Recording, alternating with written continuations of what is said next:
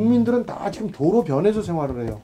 먼지 측정은 어디서 하냐면 저 꼭대기 옥상 저 위에서 해요. 거리별로 가보면 심하게 8배 차이가 나요. 몇 년 동안 증명을 한 거예요. 저 절대값은 국민들이 지금 호흡하고 있는 값이 아니에요. 작년에 코로나 때문에 미세먼지가 조금 조용해지고 평균치로 19라는 숫자를 얻었다고 미세먼지 문제가 많이 줄었거든요. 겉으로 보기에. 그리고 답답한 얘기지. 아직 하나도 안 줄었고 작년 19로 줄은 가장 중요한 이유 중에 첫 번째는 코로나 때문에 사람들의 활동이 줄었기 때문이에요. 근데 이거는 마치 지금 국가의 정책 때문에 미세먼지가 대폭 줄어든 것처럼 정부는 인식을 하고 이 정도면 됐어라는 얘기가 나오면 안 된다는 소리예요. 작년 우리나라 초미세먼지 평균 수치는 19. 재작년에 발표된 수치보다 확연히 낮아진 수치인데요. 과연 미세먼지가 줄었다고 안심할 수 있을까요?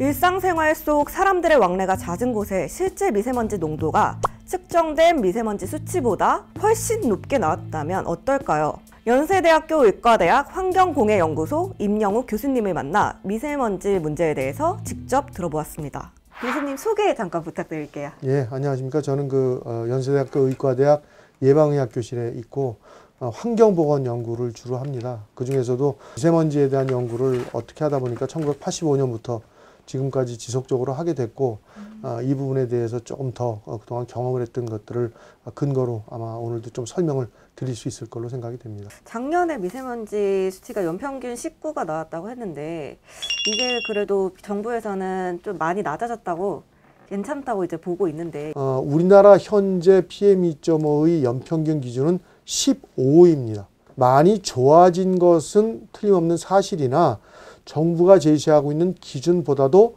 높은 수준이다 라는 것이 현재의 상태이고 미국이 작년에 8이었습니다. 일본이 12였고요. 아직도 선진국 수준에 비해서는 거의 2배 정도는 나쁜 상태를 유지하고 있는 것이 우리나라의 미세먼지 상태이다 보니까 충분히 개선되어져서 국민의 건강을 보호할 정도이다라는 얘기는 먼 미래의 얘기라고 이해를 하시는 게 맞습니다. 작년에 비해서 많이 낮아지긴 한 거잖아요. 네. 이 낮아진 게 정부의 노력으로 인해서 정부가 과거에 시행하지 않았던 농촌에서의 그 여러 가지 문제점, 해양 선박이나 이런 데서 발생되는 문제점 등등에 대한 것들을 이제부터 관리하기 시작한 지가 2019년 2월 15일 날 미세먼지 특별법이라는 것이 만들어지면서부터입니다. 지금 실질적인 미세먼지 정책을 제대로 범부처 정책으로 확대 해석을 하기 시작한 것은 기껏 한 2년 정도 시간이 지났다고 보셔야 합니다.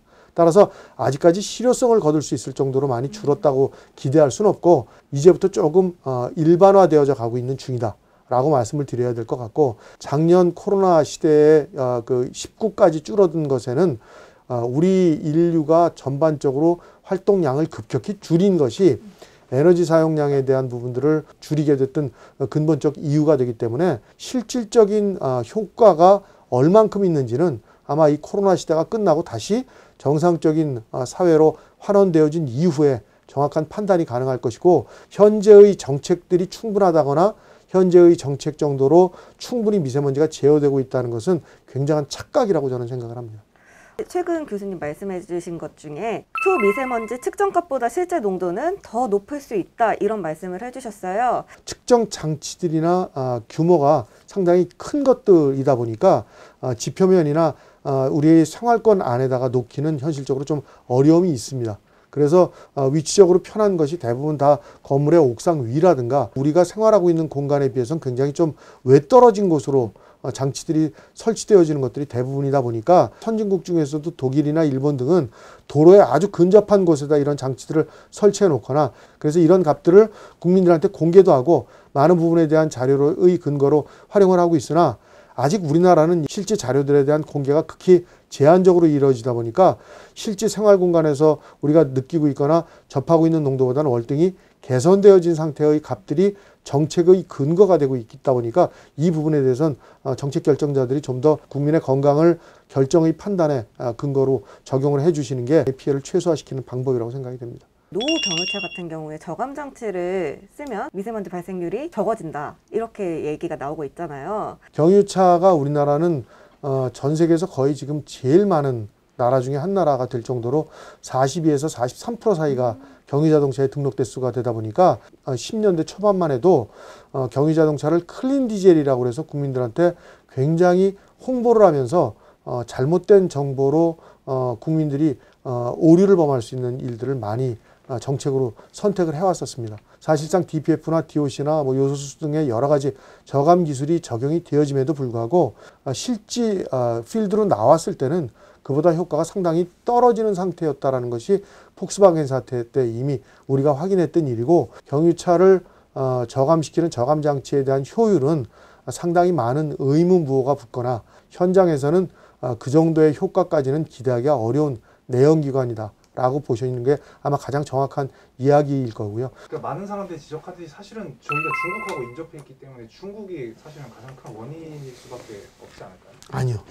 그게 아닌가요? 그러니까 계절적인 것도 다르다고 제가 말씀을 드렸잖아요. 겨울에만 내려오는 거고, 여름에 제가 중국 학자들 만났더니 니네 때문에 못 살겠다고 그래요. 여름엔 거꾸로 바람 방향에 올라가는 방향이거든요. 너희만 피해가 있어 우리도 피해 있어 이 소리를 하는 거라 국제 분쟁으로는 결코 해결을 못하거나 할 수 있는 방법이 없어요. 1980년대 중반에는 우리가 일본한테 공격을 당했었거든요. 일본이 우리나라에서 넘어오는 아황산 가스 때문에 자기네 나라 동해안 쪽 측백나무들 다 죽는다고 고발을 했어요.